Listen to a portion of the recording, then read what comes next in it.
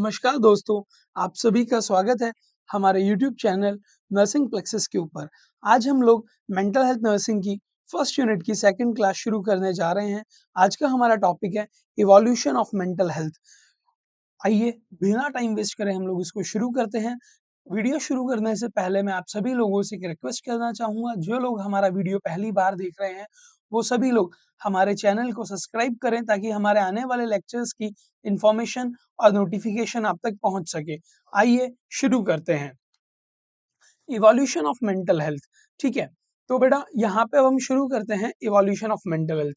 देखिए, सबसे पहले जो मेंटल हेल्थ हमारा था, जब सबसे पहले किसी भी पेशेंट के अंदर या फिर गांव में, रूरल एरिया में, मैं आज की बात नहीं कर रहा, कल की बात नहीं कर रहा, मैं बात करने जा रहा हूँ आज से 100 नहीं, 200 नहीं, 250, 300, 400, 500 साल पहले की। ये 400, 500 साल पहले हमारा जो मेंटल हेल्थ था, या हमारा जो मेंटल हेल्थ का जो इवोल्यूशन हुआ है, जिसे हम आज के टाइम पे साइकियाट्रिक देखते हैं, इतना सारा एडवांसमेंट्स है। ये सारा एडवांसमेंट कैसे हुआ, धीरे धीरे हम बात करेंगे। तो देखिए, सबसे पहली बात, जब जिस समय पे पुराने जमाने में अगर किसी भी व्यक्ति को मेंटल हेल्थ की या फिर कोई भी मेंटल डिजीज प्रेजेंट होती थी, तो अक्सर ये माना जाता था कि ये जो मेंटल डिजीज है, ये किसी डेनोमिक पोजीशन, डेनोमिक पोजीशन का मतलब होता है शैतानी आत्माओं के ग्रहण की वजह से। आप लोगों को आज के टाइम पे भी काफी सारे जो रूरल एरियाज है, जहाँ पे अनएजुकेटेड लोग हैं, वहां पे आप लोग देखेंगे कि हमारा ये जो मेंटल इलनेस है, इसका ताल्लुकात किया जाता है किसी शैतानी आत्मा, प्रेत आत्मा, भूत के साये से। इन्फ्लुएंस ऑफ एंसेस्ट्रल स्पिरिट, यानी कि जो पुराने पहले के जो लोग थे, यानी कि अगर कोई व्यक्ति आ जाए तो उसके पुराने जो पारिवारिक लोग थे, पिताजी, दादाजी, उनमें से किसी की प्रेत आत्मा उस व्यक्ति के अंदर आ चुकी है और उससे वो सारी चीजें करवा रही हैं।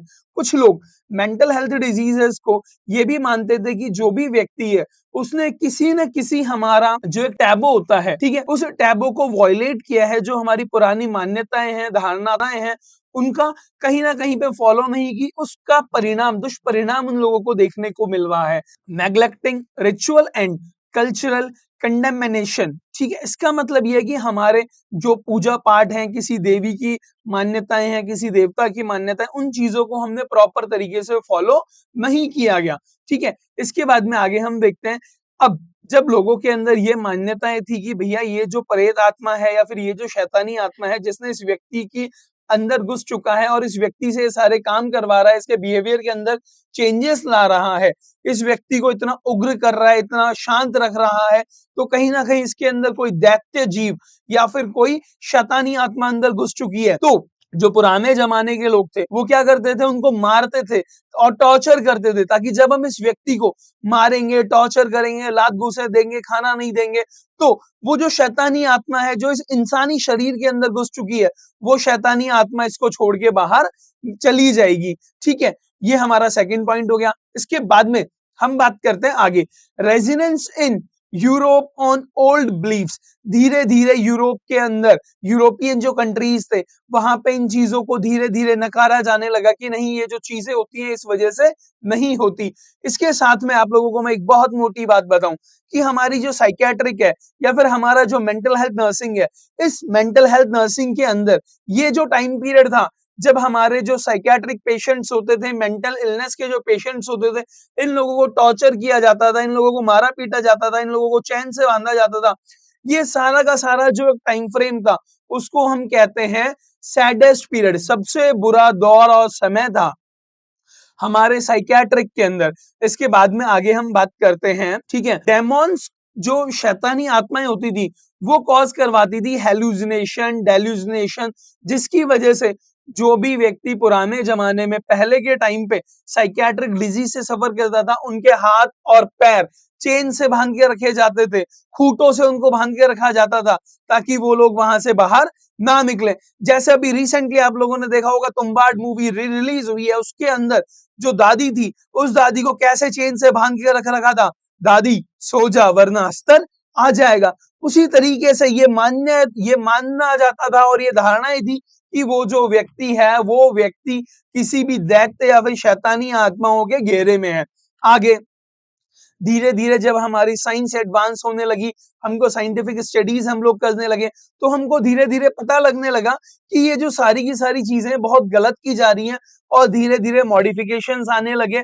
अब वो जो मॉडिफिकेशंस कैसे आए थे उनके बारे में अभी हम लोग धीरे धीरे बात करेंगे।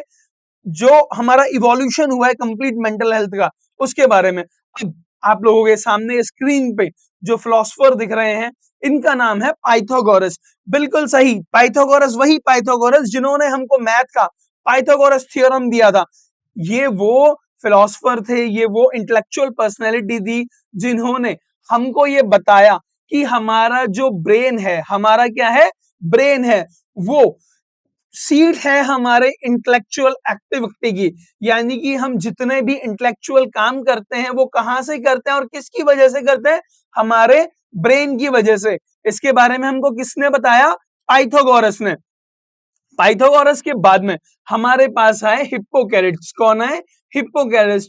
और हिप्पोकैरेट्स ने हमको बताया कि जो मेंटल इलनेस है, जैसे आपका हिस्टीरिया हो गया, मेनिया हो गया, डिप्रेशन हो गया, इनको डिफाइन किन्होंने किया था, हिप्पोकैरेट्स ने किया था। जी हाँ, ये वही हिप्पोकैरेट्स हैं जिन्होंने, जो भी एमबीबीएस करता है डॉक्टर, वो वहां पे एक ओथ लेता है। कौन सी ओथ लेता है, हिप्पोकैरेट्स ओथ।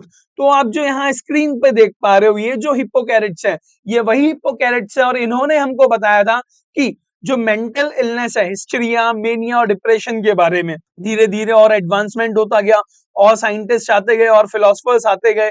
इसके बाद में अगले जो हमारे फिलोसफर आए वो थे प्लेटो। प्लेटो जी ने हमको बताया कि हमारा जो माइंड और बॉडी के बीच में जो रिलेशनशिप है, हमारा जो माइंड है वो हमारी बॉडी को कैसे कंट्रोल करता है, उसके बारे में हमको किसने बताया, प्लेटो ने बताया।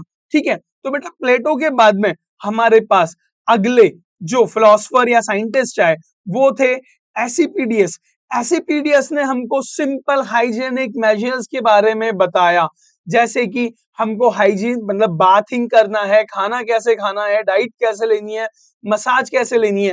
ये वो टेक्निक थी जो हमको रिलैक्सेशन प्रोवाइड करती है, जिसके बाद में हमारी बॉडी में एक ऊर्जा का नया संचार होता है और हम एक रिलैक्सेशन के बाद में हमारी जो एंजाइटी, टेंशन, स्ट्रेस होती है उन सबसे सबसाइड हो जाते हैं और बाद में हमारा जो काम होता है उसको रूटीन में अच्छे तरह से कर सकते हैं। इनके बाद में अगले जो फिलोसफर थे बेटा वो थे एरिस्टोटल। एरिस्टोटल ने हमको बताया रिलीज ऑफ रिप्रेस्ड इमोशन, यानी कि कोई भी व्यक्ति है, उस व्यक्ति के अंदर कुछ इमोशंस हैं, वो इमोशंस अंदर दबे हुए हैं। अगर हम लोगों ने उन इमोशंस को बाहर निकाल दिया, अगर कोई व्यक्ति बहुत ज्यादा दुखी है, अगर वो रो नहीं पाया उस समय पे, बाद में अगर उस व्यक्ति का वो इमोशन हमने बाहर निकाल दिया, उसको वो जो डर था, वो जो स्ट्रेस थी, वो जो टेंशन थी, अगर उसने उस चीज के बारे में सबको बताया और वो उस स्ट्रेस और टेंशन से अगर फ्री हो गया, तो वो चीज हमारी मेंटल हेल्थ के ट्रीटमेंट में बहुत इंपैक्ट लाएगी। इसके बारे में हमको बताया एरिस्टोटल ने। एरिस्टोटल के बाद में अब बेटा हम लोग बात करते हैं सम इंपॉर्टेंट माइलस्टोन्स पे, कि कैसे धीरे धीरे चीजें डेवलप होती गई और हमारा जो साइकियाट्रिक है, जो आप लोगों को आज दिख रहा है, वो इतना एडवांस हो पाया। बेटा इसकी शुरुआत ज्यादा पुरानी नहीं है, मुश्किल से 300 साल पुरानी, 300 350 साल पुरानी इसकी शुरुआत है। सबसे पहले इन द ईयर 1773 के अंदर पहला साइकियाट्रिक हॉस्पिटल बना। कब बना पहला psychiatric hospital, in the year 1773। और ये हॉस्पिटल हमारा कहां पे बना था, ये हॉस्पिटल हमारा बना था यूएसए के अंदर, वर्जीनिया स्टेट है। वर्जीनिया स्टेट कहां पे है, यूएसए में। वहां पे हमारा पहला साइकियाट्रिक हॉस्पिटल बना था। इसके बाद में बेटा इन द ईयर 1793, 1793 के अंदर एक फिलोसोफर थे फिलिप पाइनल। ठीक है, इन्होंने क्या किया, जितने भी हमारे साइकियाट्रिक पेशेंट थे, हम लोगों ने देखा था कि डेमोन्स पोजेशन की वजह से उन लोगों को चेन से बांधा जाता था। तो हमारे ये जो फिलिप पाइनल थे, इन्होंने उन साइकियाट्रिक पेशेंट के अंदर जो चेन बंधी हुई थी, वो सारी की सारी चेन्स क्या की, रिमूव की। और ये इन्होंने कहां पे रिमूव की थी, सबसे पहले पेरिस। पेरिस के अंदर बाइक्रेट नाम की एक जगह है, जहां पे उन्होंने ये चीज सबसे पहले की और पूरे कंट्री में एक रेवोल्यूशन लाया। मैं कहता हूं कंट्री में नहीं, पूरी की पूरी दुनिया में ये रेवोल्यूशन लेके आए। इसके बाद में अगले हमारे जो फिलोसोफर थे, जिनका नाम है बेंजामिन रश। बेंजामिन रश ने 1812 के अंदर पहली अमेरिकन टेक्स्ट बुक लिखी साइकियाट्रिक के अंदर। पहली साइकियाट्रिक की टेक्स्ट बुक कहाँ लिखी गई थी? अमेरिका में। और कब लिखी गई थी? 1812 के अंदर। इसके बाद में 1912 के अंदर एक स्विस के साइकियाट्रिस्ट थे यूजिनी ब्लूअर। इन्होंने जो हमारे एक साइकियाट्रिक की बहुत बड़ी डिजीज है सिजोफ्रेनिया, इसका जो वर्ड था वो कॉइंड किया, यानी कि उस बीमारी का नाम इन्होंने सिजोफ्रेनिया रखा। कई बार हमारा एग्जाम्स में क्वेश्चन आ जाता है who coined the term schizophrenia, तो उसका आंसर क्या है? यूजेनी ब्लूअर। उसके बाद में थोड़ा सा हम हमारे देश की तरफ भी आ जाते हैं। सेम साल था 1912 का। 1912 के अंदर इंडिया में जिस समय पे ब्रिटिश रूल था, उस समय पे इंडियन लुनेसी एक्ट था, वो इंडियन पार्लियामेंट में पास हुआ था। पार्लियामेंट जो हमारी थी वो उस समय पे कौन रन करती थी? British government. ठीक है बेटा। इंडियन लुनेसी एक्ट पहला एक्ट था जो इंडिया के अंदर आया था साइकियाट्रिक पेशेंट्स के लिए, मेंटल हेल्थ के लिए। ठीक है। इंडियन लुनेसी एक्ट हमारा पास हुआ था 1912 में। उसके बाद में 1927 के अंदर इंसुलिन शॉक, ठीक है, ये पेशेंट्स को दिया जाने लगा ताकि हमारे जो सिजोफ्रेनिया वाले पेशेंट्स हैं उनका ट्रीटमेंट किया जा सके। 1927 के बाद में साल था हमारा 1936 का। 1936 के अंदर जो हमारा ब्रेन का जो फ्रंटल पार्ट होता है, उस जो हमारा फ्रंटल लोब है, ठीक है, उस लोब के अंदर से पार्ट की कटिंग, जिसे हम कहते हैं फ्रंटल लोबेक्टोमी, इसको इंट्रोड्यूस किया था ताकि जो हमारे साइकियाट्रिक पेशेंट्स हैं उन पेशेंट्स का हम ट्रीटमेंट कर सकें। इसके बाद में 36 के 2 साल बाद 1938 के अंदर हम लोग वो आज का जो हमारा साइकोसिस के पेशेंट्स होते हैं उनके लिए हम ईसीटी यूज में लेते हैं। तो ईसीटी की शुरुआत कब की गई थी? 1938। बेटा ये भी बहुत इंपॉर्टेंट क्वेश्चन है, ठीक है, एग्जाम्स के अंदर कि ईसीटी कब शुरू हुई थी। तो ईसीटी कब शुरू हुई थी बेटा? 1938 के अंदर। इसके बाद में 1938 के बाद में हमारा ईयर आया 1939। 1939 के अंदर सिगमंड फ्रॉइड ने कॉन्सेप्ट दिया developmental of psycho analytic theory. ठीक है, जिसके जो कॉन्सेप्ट थे वो काम में लिए जाने लगे मैं ट्रीटमेंट करने के लिए किसी भी पेशेंट के अंदर जो मेंटल इलनेस सफर हो रही थी। इसके बाद में in the year 1946 bore committee बेटा ये इंडियन कमेटी है। ठीक है, देश आजाद जब हमारा हो रहा था उस समय पे कमेटी सेट की गई थी, बोर कमेटी, जिससे रिकमेंडेशंस मांगे गए थे कि हमारी कंट्री के अंदर जो हमको हेल्थ सेक्टर के अंदर जो सुधार करने हैं, कैसे हम वो इंप्रूवमेंट्स कर सकते हैं। तो बेटा 1946 के अंदर बोर कमेटी ने अपने रिकमेंडेशंस दिए। उस रिकमेंडेशंस के अंदर बोर कमेटी ने ये रिकमेंड किया कि हमको हमारे इंडिया कंट्री के अंदर टोटल 5 साइकियाट्रिक हॉस्पिटल्स एस्टैब्लिश करने चाहिए। ठीक है, इसके बाद में अब हम लोग आगे चलते हैं। अब बेटा साल था 1949 का। 1949 के अंदर लिथियम का यूज किया जाने लगा मेनिया के ट्रीटमेंट के अंदर। बेटा इसी साल हमारी एक ड्रग है क्लोप्रोमाजीन। ठीक है, क्लोप्रोमाजीन का हमने साइको फार्माकोलॉजी के अंदर इंट्रोड्यूस की और हम लोग क्लोरोप्रोमाजीन को भी साइकियाट्रिक पेशेंट्स के ट्रीटमेंट में देना हमने शुरू किया। इसके बाद में बेटा ईयर था 1963 का। उस समय पे हमारी कंट्री के अंदर community mental health centres act शुरू हुआ। इस एक्ट के तहत हमारा जो देश था, इस देश के अंदर जो हमारी अलग अलग कम्युनिटीज हैं, ठीक है, कम्युनिटी का मतलब एक पर्टिकुलर एरिया हो गया, उस एरिया के अंदर मेंटल हेल्थ के भी सेंटर्स होने चाहिए। 1978 के अंदर एल्मा आटा डिक्लेरेशन ऑफ हेल्थ, ठीक है, इन एल्मा आटा का डिक्लेरेशन था कि हेल्थ फॉर ऑल, कि हर व्यक्ति के पास हेल्थ की फैसिलिटीज की अप्रोच होनी चाहिए बाय द ईयर 2000। उस समय पे उन लोगों के लिए भी एक बहुत बड़ा चैलेंज था कि हमारा जो इंडियन कंट्री है, इस इंडियन कंट्री के जो लोग बाग हैं, ठीक है, इन लोगों को हम मेंटल हेल्थ कैसे प्रोवाइड करवाएंगे।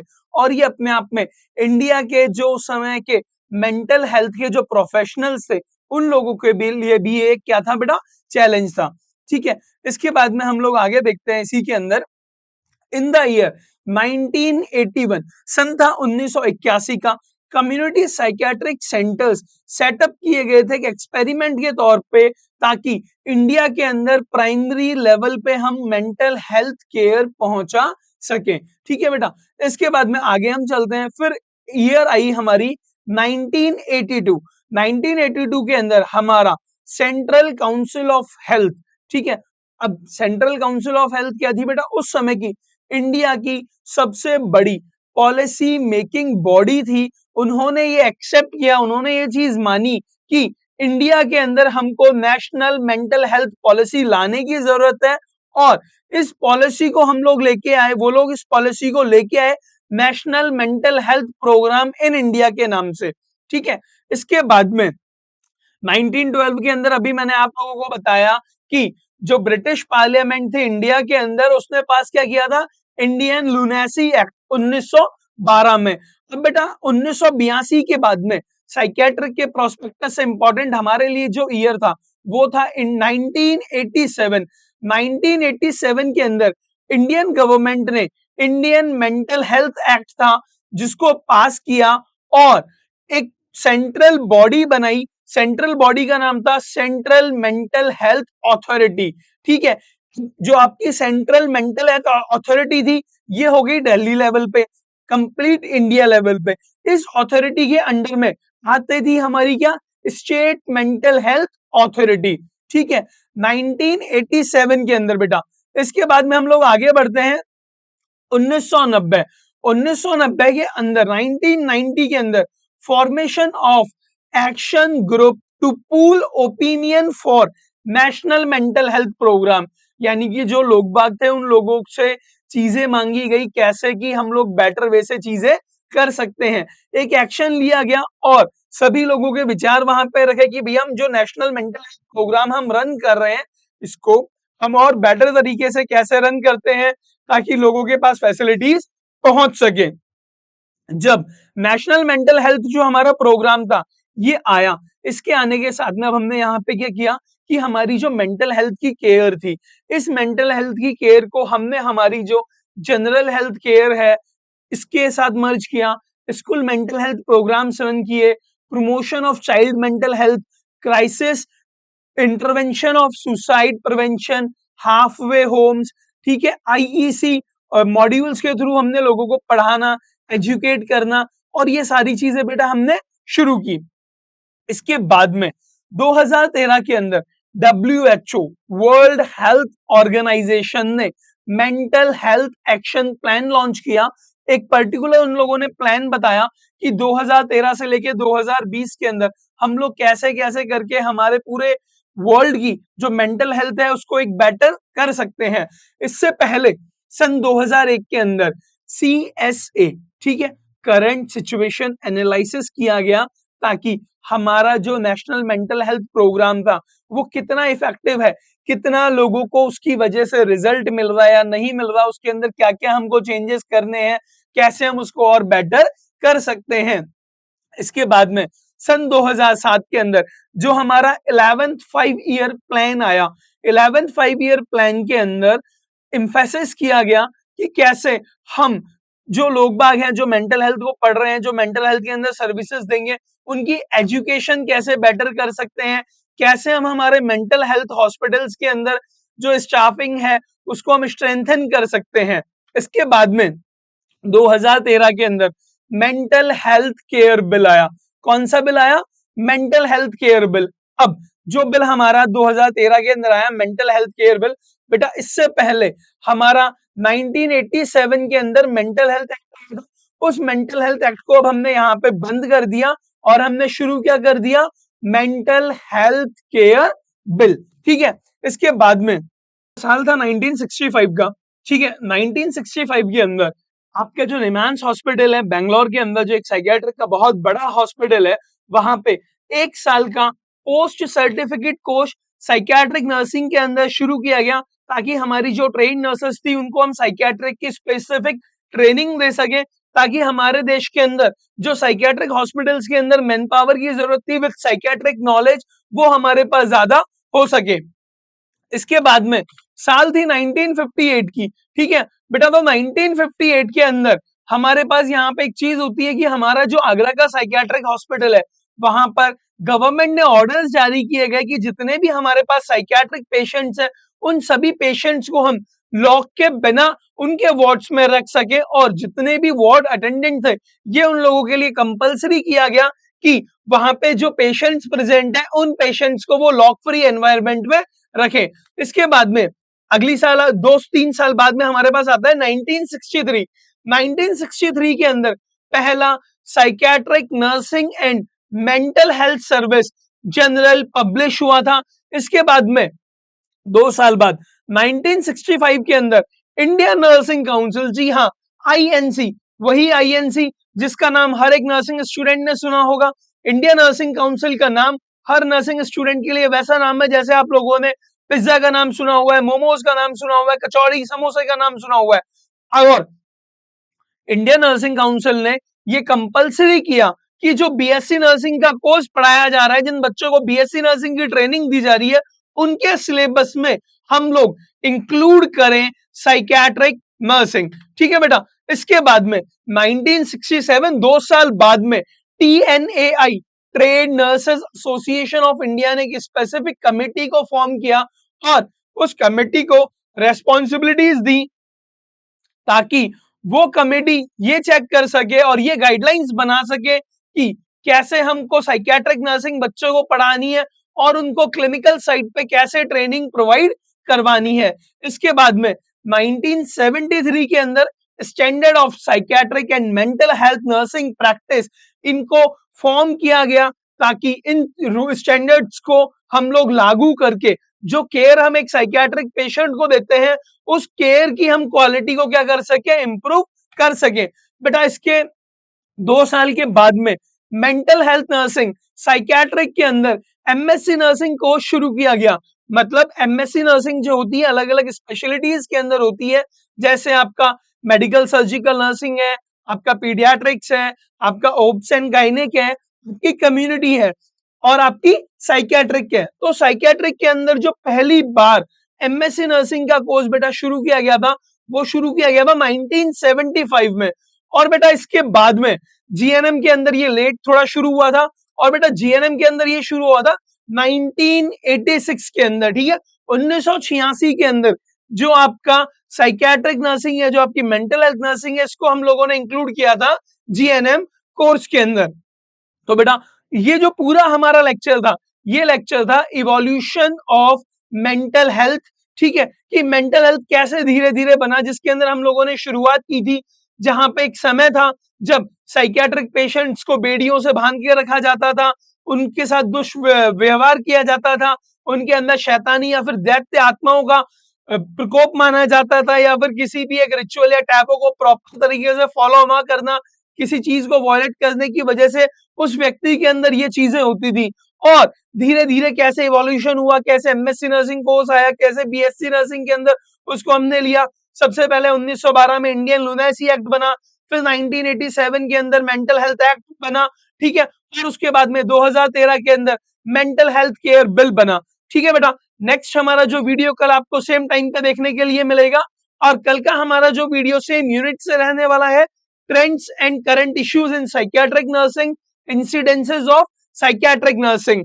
ठीक है बेटा, अगर आपको हमारी वीडियो अच्छी लगी हो हमारा चैनल लाइक करें, शेयर करें, सब्सक्राइब करें और अगर आपकी कोई भी क्वेरी है हमारे कमेंट बॉक्स में टाइप करके हमें बताएं। Thank you.